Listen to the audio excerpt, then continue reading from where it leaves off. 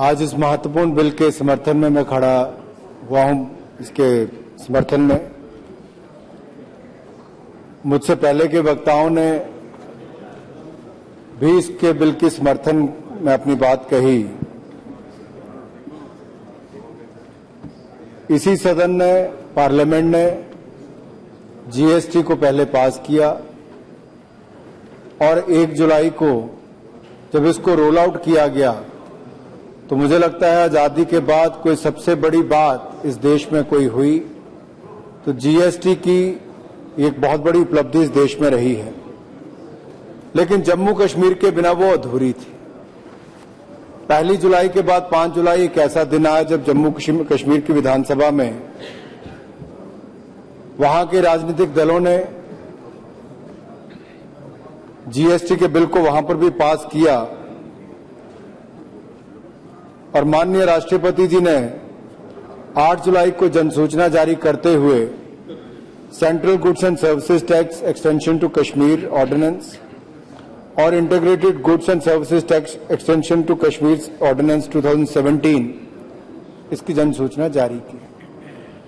आज ये हम सबके सामने अवसर है कि हम एक बार इसको फिर पारित करके जो जीएसटी का मूल सिद्धांत है, one nation one tax one market, उसको अगर पूरी तरह से अचीव करना है तो जम्मू कश्मीर के बिना वो अधूरा रहेगा। और मैं तो उस राजनीतिक दल से आता हूं जहां से डॉक्टर श्यामा प्रसाद मुखर्जी जी ने परमिट राज को खत्म करने के लिए अपना जीवन तक किसी ने बलिदान किया था तो डॉक्टर श्यामा प्रसाद मुखर्जी जी ने किया था। उन्होंने कहा था एक देश में 2 प्रधान, 2 निशान, 2 संविधान नहीं हो सकते। और वहां से चलती हुई इस यात्रा में आज हम इस मुकाम पर खड़े हैं कि one nation one tax one market हमने इसको भी अचीव किया है, जिसके लिए मैं सदन के सभी सदस्यों को और जम्मू कश्मीर की विधानसभा के सभी सदस्यों का बहुत बहुत आभार प्रकट करता हूं। प्रधानमंत्री जी का सपना एक भारत श्रेष्ठ भारत, जम्मू कश्मीर की भारतीय इकोनॉमी में एकीकरण का होना, इंटीग्रेशन होना, ये बहुत जरूरी था। मुझे नहीं लगता कि कुछ लोगों ने इसका विरोध क्यों किया है। और जब शशि थरूर जी, जिनका जम्मू कश्मीर से नाता रहा है, वो इसका विरोध करते या ऐसी बात करते तो मैं तो यही कह सकता हूं कि कुछ लोग तो हमसे सिर्फ इसलिए नफरत करते हैं क्योंकि बहुत सारे लोग हमसे प्यार करते हैं। जीएसटी को पूरे देश ने स्वीकार किया है और उनका ये कहना कि भारत सरकार ने बगैर तैयारी के इसको लागू कर दिया। मलेशिया ने 2 साल का समय दिया, आपने मात्र 2 हफ्ते का समय दिया। मैं ये कह सकता हूं जो कोई 2 वर्ष में नहीं कर पाया, इस देश के आईआरएस अधिकारियों ने, इस देश की राज्य की सरकारों ने और केंद्र की सरकार ने व्यापारियों के साथ मिलकर वो हासिल किया जो देश में कोई और नहीं कर पाया, कोई और देश नहीं कर पाया। जितने पहले रजिस्ट्रेशन थी उससे ज्यादा रजिस्ट्रेशन अगर कम समय में हुई, अगर सिस्टम पर्याप्त नहीं थे तो कैसे हो पाया उपसभापति, उपाध्यक्ष? ये तभी संभव हो पाया कि सरकार ने पूरी तैयारी की थी।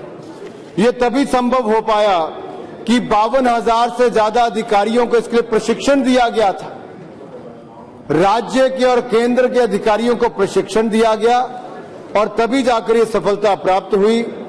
और यही नहीं, 4500 से ज्यादा ट्रेनिंग प्रोग्राम और आउटरीच सेशन इस देश में किए गए। 24 घंटे 7 दिन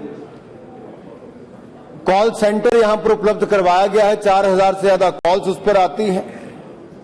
डेडिकेटेड यूट्यूब चैनल इसके लिए दिया गया है। यहां तक कि रेट फाइंडर एप्लीकेशन, जिसके माध्यम से देश में करोड़ों स्मार्टफोन यूज करने वाले उसका इस्तेमाल कर सकते हैं।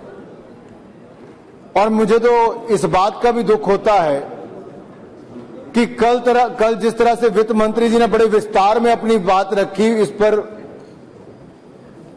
अपना पक्ष रखते हुए बहुत सारी बातों का उत्तर कल ही दे दिया था सप्लीमेंट्री डिमांड फॉर ग्रांट्स में, लेकिन शायद कुछ सदस्यों को सदन में रहने की आदत नहीं है। भाषण दिया, चले गए, उत्तर का इंतजार भी नहीं किया। कल को पूछेंगे हमारे पप्पू को पता नहीं कि क्या हुआ कैसे नहीं हुआ, लेकिन पप्पू जी सामने बैठे हैं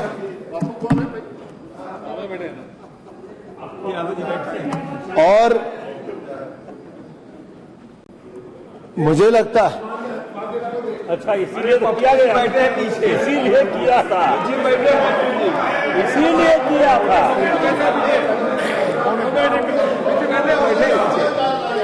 Please take your seat, please. Congrats, Tagore.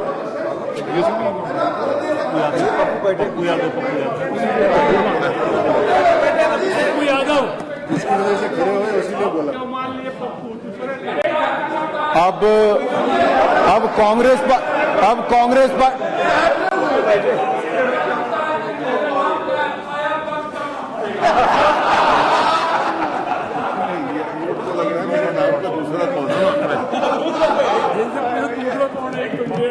मुझे नहीं लगता। No, please, you continue.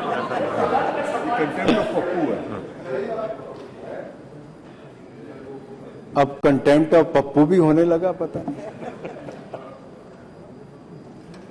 आपने न जाने क्यों कांग्रेस पार्टी के नेता ने खड़े होकर पप्पू के बारे में पूछना शुरू कर दिया। मैंने तो केवल ये कहा कि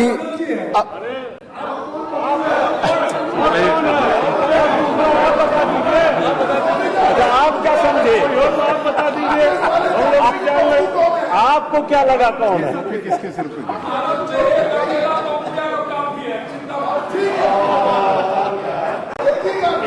पप्पू किसी के पास भी हो काफी है।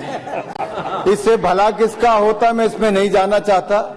मैंने केवल इतना कहना है कि जो लोग सदन में नहीं रहे, कल भी वित्त मंत्री जी ने 1.25 घंटे से ज्यादा इन बातों पर कहा, और आज ये कहना कि इसका कोई लाभ नहीं हुआ। ये वो लोग इसका विरोध कर रहे हैं जो कल तक ब्लैक मनी का विरोध करते थे।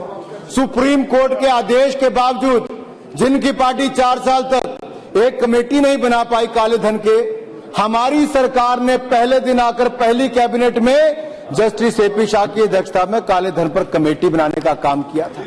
यही नहीं, इसके अलावा बेनामी प्रॉपर्टी एक्ट बनाया, काले धन पर कड़ा कानून बनाया और काले धन पर कड़ी कार्रवाई करते हुए 500,000 का नोट भी बंद किया था।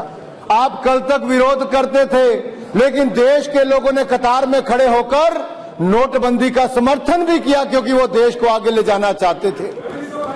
आप आज जीएसटी का विरोध करते हो, लेकिन जीएसटी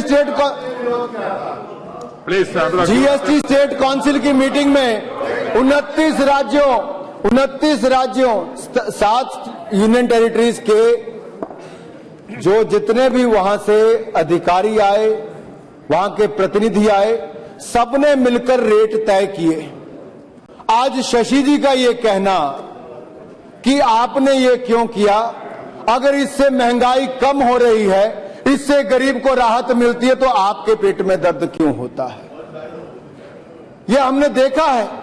जो आपके समय महंगाई 10%, 11% होती थी, आज 1-1.5% रखी। अगर हमारी सरकार ने सफल काम किया तो आपको उसका कहीं ना कहीं प्रशंसा भी करनी चाहिए। मैं उपाध्यक्ष एक ऐसे क्षेत्र से आता हूं जहां पर बहुत सारे ट्रक ड्राइवर्स भी हैं। वर्ल्ड बैंक की रिपोर्ट में कहा गया कि 60% समय ट्रक ड्राइवर्स का इन चुंगी नाकों और अलग अलग टैक्स देने के चक्कर में अलग अलग जगह पर रोकने पर जाता था। मेरा धन्यवाद करने के लिए व्यापारी भी आए, उद्योगपति भी आए, ट्रक ड्राइवरों से लेकर छोटी छोटी दुकानदार भी आए। ये धन्यवाद मेरा नहीं था, ये सभी राज्यों का था, सभी सरकारों का था, केंद्र की सरकार का था कि हम सब ने मिलकर जीएसटी को पास किया है। आज वो ट्रक जगह पर खड़े नहीं होंगे तो जल्दी सामान पहुंचेगा, पैसा कम होगा, ढुलाई की कीमत कम आएगी। यही नहीं, इसके अलावा 17 तरह के टैक्स, 22 तरह के सेस, 1150 ऑक्ट्राई पोस्ट, चुंगी नाके, वो भी दूर होंगे। इससे किसको लाभ मिलेगा? आम आदमी को लाभ मिलेगा, आम जनता को लाभ मिलेगा। बड़ी बड़ी बातें की गई। मैं तो आदरणीय वित्त मंत्री जी का धन्यवाद करना चाहता हूं। कल निशिकांत जी ने भी कहा कि अटल जी ने छोटे राज्यों को, पहाड़ी राज्यों को, हिमाचल प्रदेश हो, उत्तराखंड, जम्मू कश्मीर और नॉर्थ ईस्ट के राज्य, इनको औद्योगिक पैकेज दिया था, यहां पर रोजगार मिले, माइग्रेशन कम हो, इंडस्ट्रियलाइजेशन हो। लेकिन कांग्रेस की सरकार आते ही उसको वापस ले लिया गया। लेकिन मैं आपका आभार प्रकट करता हूं कि जीएसटी के बावजूद आपने वो राहत इन राज्यों को दी है, उसके लिए मैं आपका बहुत बहुत आभार प्रकट करना चाहता हूं। इससे पहले बहुत सारे बातें करने का प्रयास किया गया।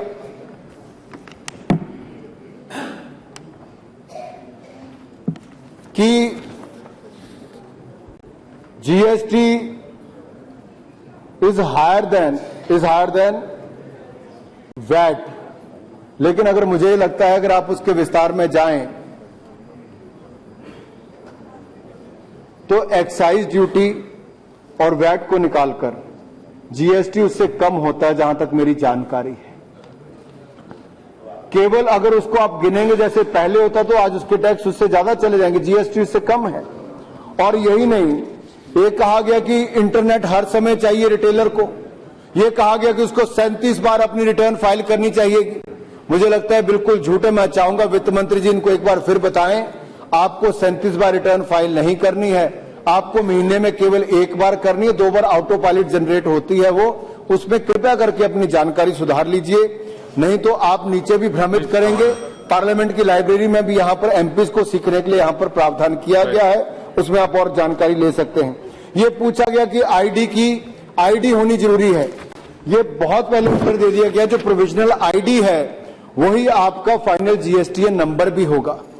ना जाने भ्रम, मुझे नहीं लगता दुकानदार कहीं खड़ा कर रहे हैं, ये भ्रम कहीं से होता है तो कि एक पार्टी और कुछ राजनीतिक दल जानबूझकर भ्रम पैदा करने का प्रयास कर रहे हैं। अरे जीएसटी से तो जम्मू कश्मीर को लाभ होगा, जहां की शॉल, जहां के बैट, जहां का बाकी सामान, जहां के बाकी जो हमारे बड़े बड़े कारपेट्स होते हैं, इन सब की बिक्री भी बढ़ेगी। जब उसके ऊपर टैक्सेशन कम होगी तो जम्मू कश्मीर के मेरे भाई और बहनों को रोजगार ज्यादा मिलेगा। शशि थरूर जी ने कह दिया कि बोट पर चाहे कश्मीर हो चाहे केरल हो, अरे आदरणीय वित्त मंत्री जी ने कल कहा अगर 1000 रुपए से कम का कमरा होगा, 1000 रुपए तक का होगा तो उस पर कितना टैक्स लगेगा। अगर सुपर लग्जूरियस होगा तो उस पर मैक्सिमम टैक्स लगेगा, बाकियों पर तो टैक्स कम किया गया है। अगर सदन में इनके नेता नहीं रहेंगे कांग्रेस के, और मैंने जब पूछा कि कांग्रेस के नेता सदन में नहीं है तो खड़गे जी गर्म होकर खड़े हो गए। जानकारी तो तभी मिल पाएगी अगर ये लोगों तक सही जानकारी देंगे तो। मैं यही कहना चाहता हूं, आर्थिक रूप से एकीकरण करने के लिए जम्मू कश्मीर को एक बहुत बड़ा कदम है जब जम्मू कश्मीर के सभी नेताओं ने उठाया, मैं उसका स्वागत करता हूं। और ये लड़ाई जो उपभोक्ता और अलगाववादियों के बीच में है, इस लड़ाई में हमको तय करना है, आप अलगाववादियों के साथ हो कि उपभोक्ताओं के साथ हो, आप कश्मीर को उनका हक दिलाने में हो कि उसको दूर रखने में हो, आप कश्मीर को भारत का अभिन्न मानते हो कि नहीं मानते हो। क्या आपने जो गलती 1947 के समय में की थी, एक विशेष राज्य का दर्जा जम्मू कश्मीर को देकर, क्या उस गलती को आज आप सुधारने की तैयारी में हो कि नहीं हो? हम देश के सभी राज्यों को एक समान मानते हैं, जम्मू कश्मीर को अपना अभिन्न अंग मानते हैं। और मैं इस बिल का समर्थन करते हुए आदरणीय वित्त मंत्री जी, आपको, माननीय प्रधानमंत्री जी को, आप सबको बहुत बहुत बधाई देता हूं कि आपने जीएसटी को देश के हित में लाए हैं। ईज ऑफ डूइंग बिजनेस और मेक इन इंडिया, इन दोनों में ही हमें बहुत बल मिलेगा और भारत आगे बढ़ रहा है, महंगाई गिर रही है, देश आगे बढ़ रहा है। इसके लिए मैं आपको बहुत बहुत बधाई और इसके बिल में मैं समर्थन में अपना भाषण समाप्त करता हूं।